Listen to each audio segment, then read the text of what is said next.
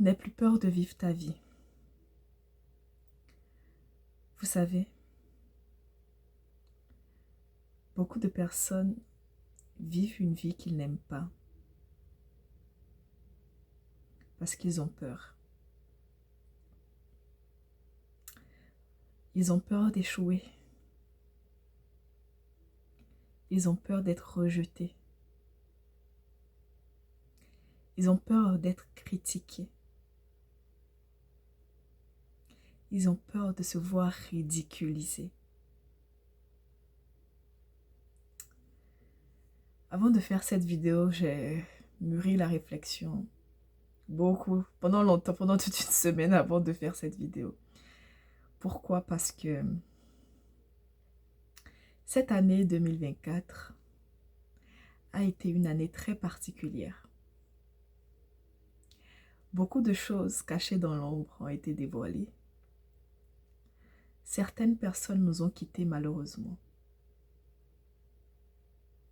Certaines personnes, même à fleur de l'âge, nous ont quittés.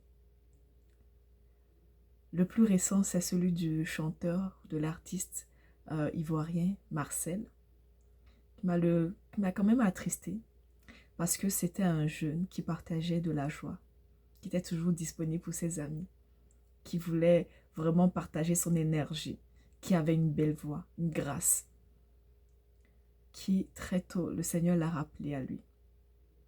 Ça m'a fait cogiter. Ça m'a beaucoup fait cogiter. Mais avant que je ne continue, si tu ne me connais pas, la politesse veut que je me présente. Donc moi, c'est Fallon.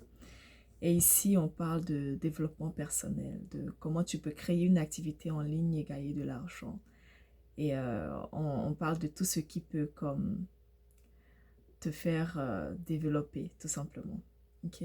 Donc si ça t'intéresse, n'hésite pas à t'abonner, à partager cette vidéo. Parce que j'aimerais qu'on traite de ce sujet que je trouve très très important. Vous savez, beaucoup d'entre nous ne vivons pas la vie qu'on mérite. En vrai, Dieu il a dit qu'il nous a créés à son image. Donc si Dieu nous a créés à son image, on est censé être tous heureux sur cette terre. On est censé ne jamais manquer de quoi que ce soit. Et pourquoi alors certaines personnes vivent malheureuses toute leur vie? Pourquoi certaines personnes vivent malheureuses toute leur vie? C'est vraiment triste. On est souvent dans des familles, on grandit, on rencontre des personnes, on s'entoure de certaines personnes, d'amis, de connaissances. On grandit en intelligence, en sagesse, j'espère. Mais finalement, au soir de notre vie, on se rend compte qu'on a des regrets. Vous savez, quand le Créateur, quand Dieu créait l'homme, il a mis en chaque homme, j'en suis convaincue, il a mis en chaque humain un potentiel. Il a mis en chaque humain une lumière, une grâce. Il a mis en chaque humain certains dons. Certaines personnes très tôt découvrent leurs dons à travers leur passion, à travers des activités et en font leur métier. D'autres malheureusement n'arrivent pas à savoir pourquoi ils vivent, même si c'est aussi minime que ça, n'arrivent pas à savoir pourquoi ils vivent, pourquoi ils sont sur terre tout simplement, parce qu'ils ne se connaissent pas. Et donc pour cela, ou même parce qu'ils veulent faire plaisir à leur entourage. Peut-être tu es né dans une famille où on te dit que toute la famille, de génération en génération, il y a toujours eu des avocats. Et que toi, ta passion, c'est la médecine, c'est de sauver des vies. Tu t'es vu contraint à faire des études en magistrature ou en littérature pour plaire à la famille. Ou parce que justement, tu as peur d'être rejeté par ton cercle d'amis. Tu as toujours voulu faire du stand-up, faire rire les gens, faire dans l'humour. Mais tu as tellement peur d'être ridiculisé et d'être jugé, surtout par ton entourage, que ce projet-là est là, tu le regardes, tu te dis, ça sera pour une autre fois. Mais est-ce que tu sais si demain tu seras toujours en vie? Parce que nul ne connaît le moment, ni l'heure. Nul ne sait quand est-ce que le Créateur va le rappeler. Et nous sommes beaucoup comme ça. 2024 est passé. Quand ça a commencé là, on a dit, oh, voilà mes objectifs. Oh, voilà ce que je veux faire de ma vie. On est à quelques jours de la fin de l'année. Est-ce que tu as pu faire quelque chose? Est-ce que réellement tes objectifs, tes ambitions que tu voulais pour cette année 2024, ça venait vraiment de toi ou ça venait de ton entourage? Parce qu'il y a généralement ce que la société nous conditionne à faire et ce que nous voulons faire. Généralement, quand on fait ce que l'entourage veut qu'on fasse, quand on fait ce que l'environnement veut qu'on fasse, on finit souvent malheureux au soir de notre vie avec beaucoup de regrets. Mais quand tu fais ce pourquoi tu es né, ce pourquoi tu es né pour briller, ce que Dieu a mis en toi, qui est le potentiel, qui est censé peut-être servir le monde, qui est censé sauver des vies, qui est censé apporter un plus pour certaines personnes, qui est censé changer la trajectoire de vie de milliers de personnes. Quand tu laisses de côté cela, je ne parle pas forcément de coaching, je peux dire comme j'ai dit l'humour. Tu es censé faire rigoler des gens pour pas qu'ils aillent au suicide. Tu es censé apporter de la joie dans la... Tu es censé aider des personnes à travers juste ton don que tu minimises, que tu trouves que c'est pas assez. C'est pas comme les autres. Mais ton pas assez là peut-être aurait pu sauver une vie. Aurait pu sortir certaines personnes de la dépression. Peut-être que tu es un grand psychologue, tu ne sais pas. Tu as l'oreille, l'écoute facile. Peut-être que tu es quelqu'un de très empathique. Et que ça peut te servir à sauver des vies. Mais tu trouves que c'est une faiblesse. Tu le mets de côté, tu durcis ton cœur. En fait, cette vidéo, c'est vraiment pour... c'est aussi une note pour moi aussi, là. C'est vraiment pour nous sensibiliser. Pour nous dire de n'avoir plus peur de décevoir les gens. N'ayons plus peur de décevoir tout simplement. Dieu est tellement grand qu'il a créé chaque humain à son image et qu'il a créé des multitudes de facettes de lui. Ce que l'autre est en capacité de faire, ce n'est pas forcément ce que toi tu peux faire. L'autre a peut-être une bonne élocution, l'autre sait parler, donc il est né en fait pour faire des conférences. Mais toi peut-être, tu as un don de vente, de commerce, et tu sais vendre. Tu peux vendre même un stylo à un aveugle, à quelqu'un qui ne sait pas écrire ou ne sait pas lire. C'est ce don que Dieu t'a donné. Pourquoi l'être humain est foncièrement insatisfait de sa vie?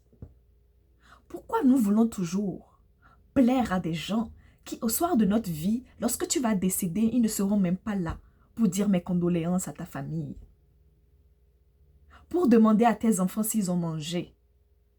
Pourquoi voulons-nous plaire à des personnes qui ne se soucient que d'eux-mêmes? La vie est vraiment bizarre. Pourquoi voulons-nous copier des gens? Pourquoi voulons-nous être comme des personnes alors que nous n'avons pas cette fibre-là? Est-ce que tu mesures la portée de ce que je dis? La lumière, la grâce, le don, le talent que Dieu t'a donné peut tellement servir le monde mieux que tu ne le penses. Et tu essaies de laisser cette version, ce talent-là que Dieu t'a donné, tu essaies de le laisser de côté pour plaire à des personnes qui, au soir de ta vie, tu ne les verras pas, qui ne se soucient même pas de toi. Généralement, ces personnes à qui on veut plaire là, c'est ces mêmes personnes-là qui, dès que tu fais le premier faux pas, vont te pointer du doigt, vont te soulever et te mettre sur l'espace public, vont dire voilà, je savais, il n'est pas parfait. Alors que personne n'est parfait. Osons nous affirmer. Il est temps que 2025 soit une année où on puisse exprimer clairement ce qu'on veut. Chacun a sa vie. Chacun a son objectif de vie. Chacun a sa mission de vie.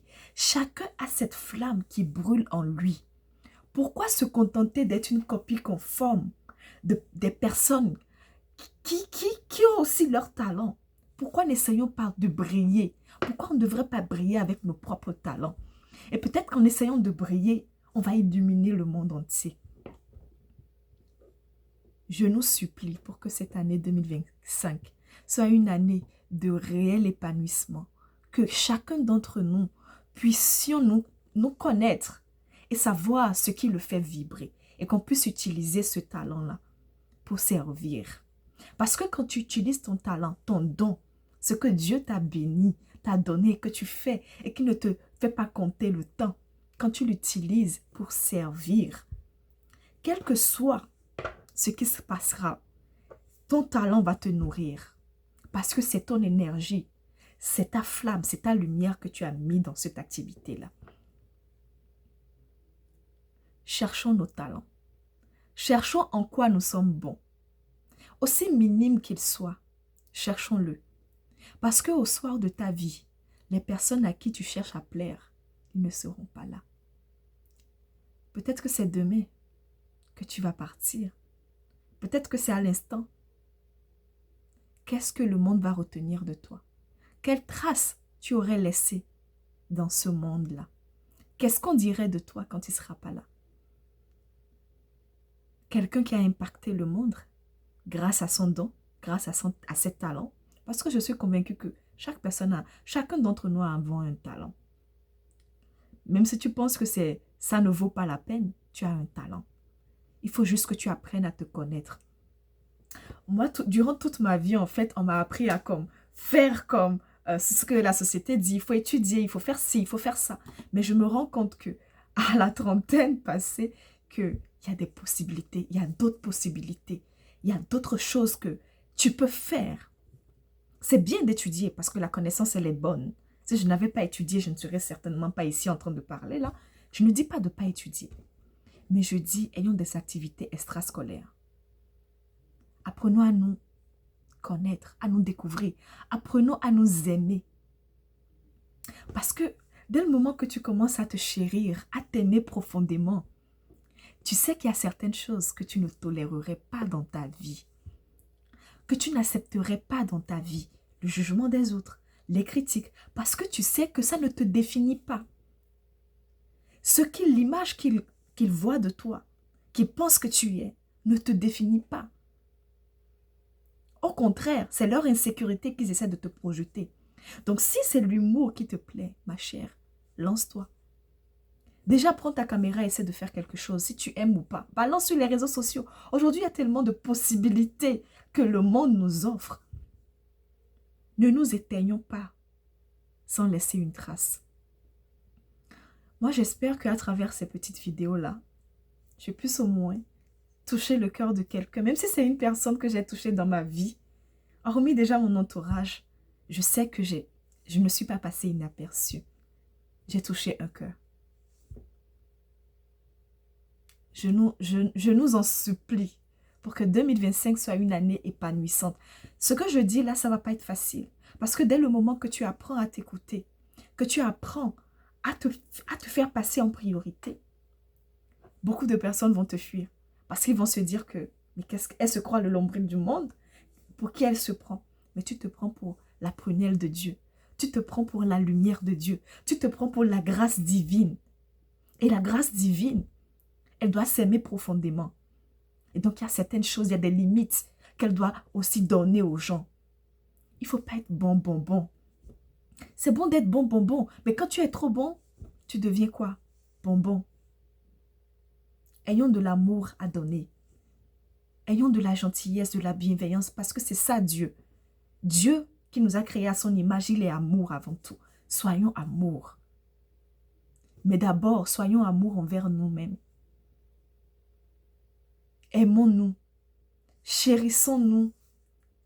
Toi qui penses que toi qui te regardes et que tu trouves que tu n'es pas beau, que tu n'as pas la forme qu'il faut, apprends à t'aimer. Regarde-toi dans un miroir quand tu te réveilles. Apprécie-toi. Est-ce que tu penses que quelqu'un d'autre viendra t'apprécier à ta juste valeur? Tu penses que Dieu, il est pas bien dans sa tête en te créant? Dieu qui a la science infuse, il sait pourquoi il t'a créé. Parce que cette version de toi va plaire à une personne dans ce monde. Mais avant tout, tu dois te plaire à toi d'abord, avant d'attirer cette personne. Si tu n'es pas amour, tu ne peux pas attirer l'amour. Je nous exhorte dans cette vidéo à vivre une vie qu'on mérite, à vivre nos rêves, à découvrir nos talents. C'est pas facile. C'est en faisant des activités que tu vas trouver. En dessinant, en faisant de la peinture, en allant même à la cuisine, même quand tu es à la cuisine, en faisant des recettes, je sais pas, en sortant, découvrons nos talents. Cherchons ce qui nous fait vibrer et améliorons cela. Travaillons dessus pour que ça puisse aider d'autres personnes. Et c'est à travers cela que tu peux aussi gagner en retour. Si tu trouves que de là où tu es, tu n'es pas épanoui, essaie de trouver quelque chose qui puisse te nourrir le cœur. Parce que c'est de l'état de ton cœur que la grâce de Dieu va pleuvoir dans ta vie. Nous devons chérir nos cœurs en 2025. Au lieu de plaire à tout le monde, plaisons-nous déjà, aimons-nous déjà, apprécions-nous déjà.